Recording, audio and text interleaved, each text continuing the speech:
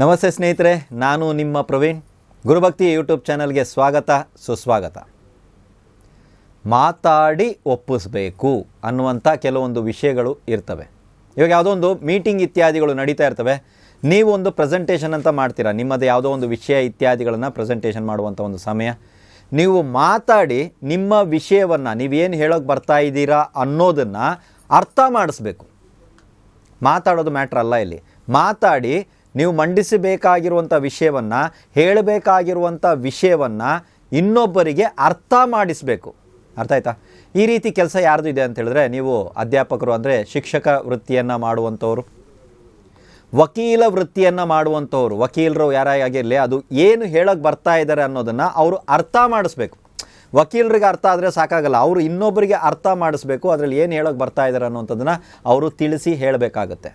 Doctors ಆಗಿರಬಹುದು, ಇವಾಗ ಆ ರೋಗಿಗೆ ಯಾವುದೇ ರೀತಿಯಾದಂಥ ಸಮಸ್ಯೆ ಇಲ್ಲ ಅಥವಾ ಇದೆ ಅಂದಾದರೂ ಸಹಿತ ಆ ರೋಗಿನ ಗುಣಮುಖ ಮಾಡೋದಕ್ಕಾಗಿ ಆ ರೋಗಿಯಲ್ಲಿ ಒಂದು ಆತ್ಮಸ್ಥೈರ್ಯವನ್ನು ತುಂಬೋದಕ್ಕೆ ಮಾತಾಡಬೇಕಾಗುತ್ತೆ ಡಾಕ್ಟ್ರು. ಇದು ಏನು ಅನ್ನೋದನ್ನು ತಿಳಿಸಿ ಹೇಳಬೇಕಾಗತ್ತೆ.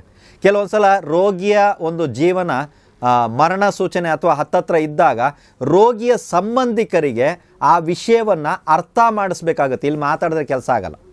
ಅರ್ಥ ಮಾಡಿಸ್ಬೇಕಾಗಿ ಯಾವ ಕಾರಣದಿಂದ ಹಿಂಗಾಗ್ತಾ ಇದೆ, ನಾವು ಅವ್ರನ್ನ ಉಳಿಸೋಕ್ಕಾಗಲ್ವಾ ಅನ್ನೋದನ್ನು ಅರ್ಥ ಮಾಡಿಸುವಂಥ ವಿಷಯ ಇದೆಯಲ್ಲ, ಇದು ಇಲ್ಲಿಗೆ ಬರುವಂಥ ವಿಚಾರ. ಇದೇ ರೀತಿ ಹೀಲರ್ ಆಗಿರ್ಬೋದು, ನೀವುಗಳು ಜ್ಯೋತಿಷಿಗಳು ಕೂಡ ಆಗಿರ್ಬೋದು.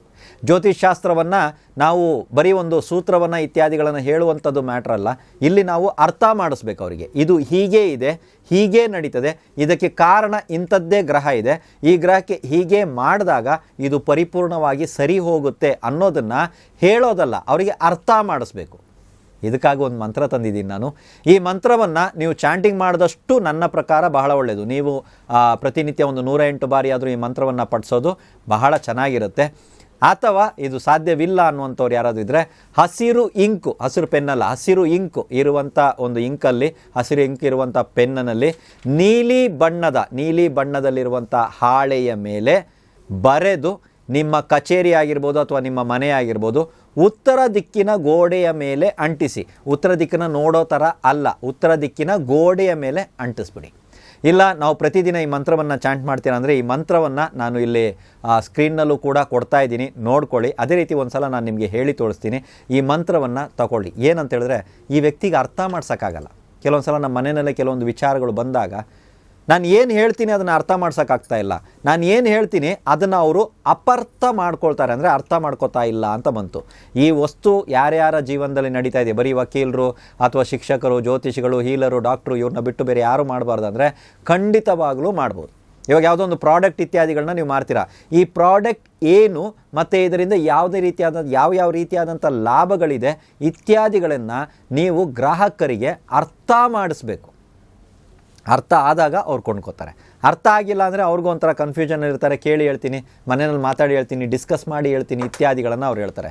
ಸೊ ಅರ್ಥ ಮಾಡಿಸುವಂಥ ಕೆಲಸದಲ್ಲಿ ತಾವು ಇದ್ದರೆ ದಯವಿಟ್ಟು ಈ ಮಂತ್ರವನ್ನು ಬರ್ಕೊಳ್ಳಿ. ಪ್ರತಿದಿನ ಇದನ್ನು 108 ಬಾರಿ ಚಾಂಟ್ ಮಾಡಿ. ಸಾಧ್ಯ ಇಲ್ಲ ಅಂದವರು ನಾನು ಹೇಳಿರುವಂಥ ಹಸಿರು ಬಣ್ಣದ ಲೇಖನಿಯನ್ನು ತಗೊಳ್ಳಿ, ಪೆನ್ ತಗೊಳ್ಳಿ. ಅದರ ಜೊತೆಗೆ ಒಂದು ನೀಲಿ ಬಣ್ಣದ ಪೇಪರ್ ಮೇಲೆ ಈ ಮಂತ್ರವನ್ನು ಬರೀರಿ.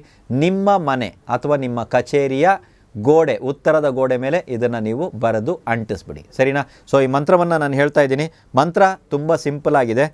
ತವತ ಅಲ್ಲ, ತಾವತ ಸಂವಾದ ಸೂಕ್ತ ಶಿಕ್ಷಯ.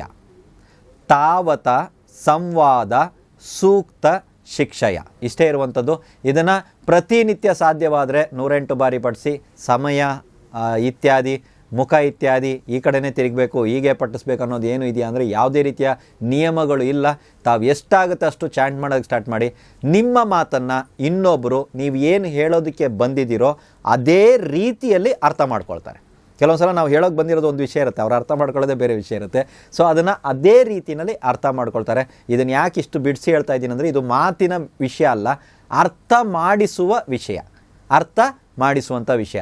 ಈ ರೀತಿಯಾದಂಥ ಗೊಂದಲ, ಈ ರೀತಿಯಾದಂಥ ಸಮಸ್ಯೆ ಅಥವಾ ಇದು ನಿಮಗೆ ಬಹಳ ಉಪಯುಕ್ತವಾಗಿರುವಂಥ ವಿಷಯ ಆಗಿದ್ದರೆ ದಯವಿಟ್ಟು ಇದನ್ನು ನೀವುಗಳು ಮಾಡಿ ಇದರಲ್ಲಿ ಬರುವಂಥ ಫಲಿತಾಂಶವನ್ನು ನೋಡಿ. ತುಂಬ ಚೆನ್ನಾಗಿದೆ ಅಂದರೆ ಲೈಕ್ ಕೊಡೋದಕ್ಕೆ ಮರಿಬೇಡಿ.